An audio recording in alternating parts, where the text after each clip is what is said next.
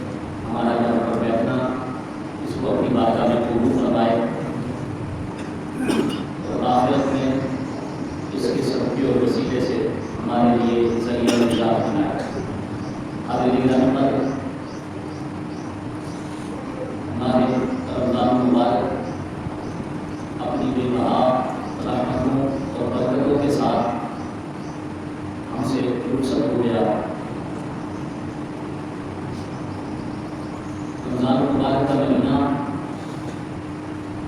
جن خطوط پر ہماری تربیت کر کے گیا، رمضان المبارک کا مہینہ جن چیزوں کی عادت ہمیں ڈال کر گیا، ضرورت اس امر کی ہے کہ ان چیزوں کو اپنی زندگی کے بقیہ 11 مہینوں میں اتارنا یہ اصل کام ہے جس کے لیے رمضان المبارک آیا تھا۔ رمضان المبارک کا مہینہ جن چیزوں کی عادت ہمیں ڈال کر گیا، اس کی تفصیل مختصراً یہ ہے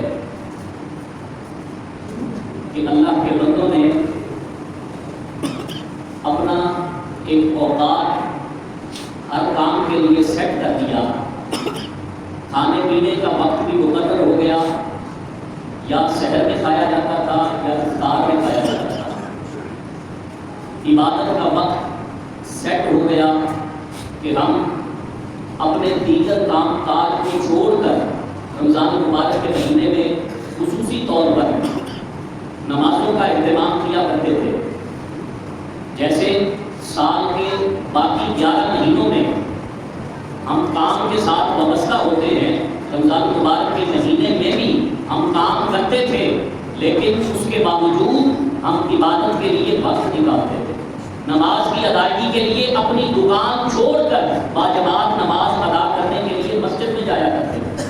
تو رمضان المبارک نے جن چیزوں کو جہاں جہاں پر سیٹ کیا ہے، اس رمضان کا جو اصل ٹارگٹ ہے وہ صرف اس مہینے میں عبادت کرنا نہیں تھا۔ آپ دیکھیے کہ جب بھی آپ کسی چیز کی ٹریننگ لیتے ہیں تو ٹریننگ کے دوران جو چیزیں آپ کو سکھائی جاتی ہیں اس کا مقصد یہ نہیں ہوتا کہ آپ نے صرف ٹریننگ کے دنوں میں ہی ان چیزوں پر عمل پیرا رہنا ہے، باقیہ دنوں میں اس چیز کو چھوڑ دینا ہے۔ آپ 3 دن کے لیے ایک جگہ پر ٹریننگ کے لیے گئے، وہاں پر آپ کے سونے جاگنے کے اوقات مقرر تھے، وہاں پر آپ کے کمرہ امتحان میں جانے کے اوقات مقرر تھے، آپ کو کچھ سکھایا گیا۔ اب ضروری یہ بات ہے کہ آپ ان 3 دنوں کی ٹریننگ کو اپنے دفتر کے ماحول پر آنے والے دنوں میں اپلائی کریں، تب آپ کی ٹریننگ فروٹفل ثابت ہوگی۔ تب ادارہ کہے گا کہ ہاں اس کو جو ٹریننگ 3 دنوں کے لیے دی گئی تھی اب یہ اس پر عمل پیرا ہے۔ بس یہی فلسفہ ہے رمضان مبارک کے روزے کا اور رمضان مبارک کے مہینے کا، کہ یہ جو ٹریننگ آپ نے 1 ماہ کے لیے کی ہے، اس ٹریننگ کو اپنے سال کے دیگر 11 مہینوں پر بھی اپلائی کریں۔ پھر بزرگان دین نے کہا ہے کہ جو شخص اپنی زندگی کو رمضان المبارک کے روزے کی طرح بنا لے، جو اپنی پوری زندگی کو رمضان بنا لے، پھر اللہ رب العزت اس بندے کی موت کو عید کا دن بنا دیا کرتا ہے۔ عید کا دن، عید کس چیز کا نام ہے؟ پہلے تو یہ بھی سمجھے، ہمارے ہاں عید کو کھانے کھلانے کے ساتھ منسوخ کر دیا جاتا ہے اور پہننے پہنانے کے ساتھ منسوخ کر دیا جاتا ہے۔ پہلے تو سمجھے کہ عید ہے کیا۔ عید کا مقصد یہ نہیں ہے کہ ہم اچھے کھانے کھائیں، گوشت کھائیں، نئے کپڑے پہنیں، ماں باپ سے یا رشتہ داروں سے ملیں۔ عید کا مقصد یہ نہیں ہے۔ اگر آپ غور کریں، یہ جن چیزوں کا میں نے ذکر کیا، یہ چیزیں سارا سال تقریباً آپ کو اویلیبل ہوتی ہے۔ اور انسان ہفتے میں 1 بار اچھا کھانا کھا لیتا ہے، رشتہ داروں کے ساتھ شادی بیاہ پر میل ملاقات رہتی ہے، چھٹی کے دن اچھا لباس بھی انسان پہن لیتا ہے۔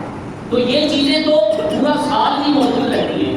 پھر جنہوں نے اس عید کو ان چیزوں کے ساتھ منسوخ کر دیا ہے، اس کا مطلب ہے کہ وہ غلط فہمی ہے۔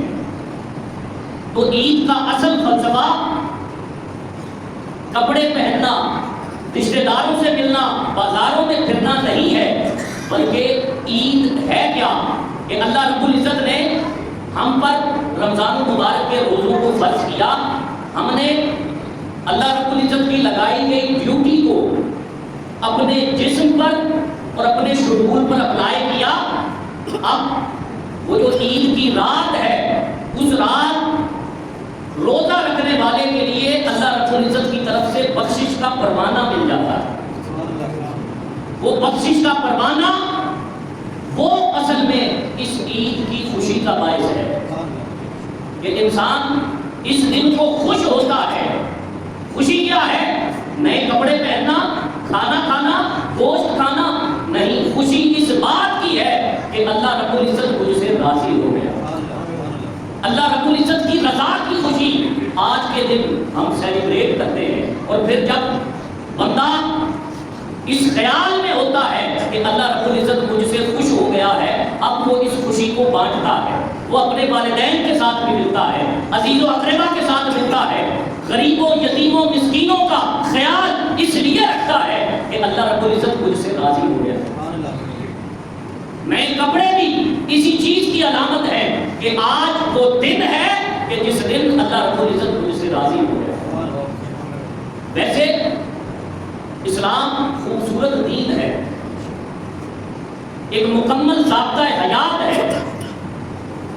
جب حضور علیہ السلام ہجرت کے بعد مدینہ طیبہ گئے تو حضور علیہ السلام نے دیکھا کہ وہاں کے رہنے والے دو مخصوص دن منایا کرتے جس دن میں وہ کھیل کود کرتے.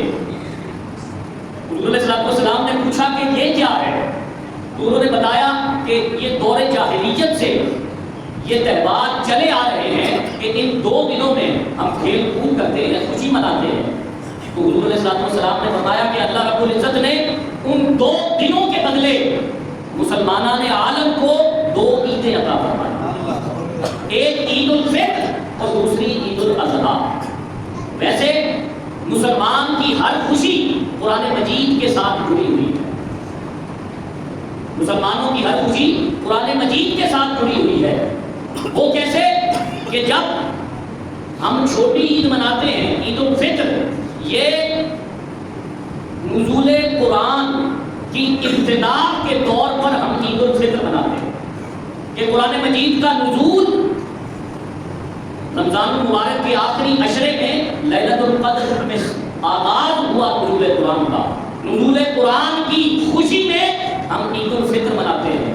اور جب قرآن مجید مکمل نازل ہو گیا، تکمیل قرآن کو بڑی عید کی صورت میں ہم یہ خوشی مناتے ہیں کہ اب اللہ کا قرآن مکمل ہو گیا.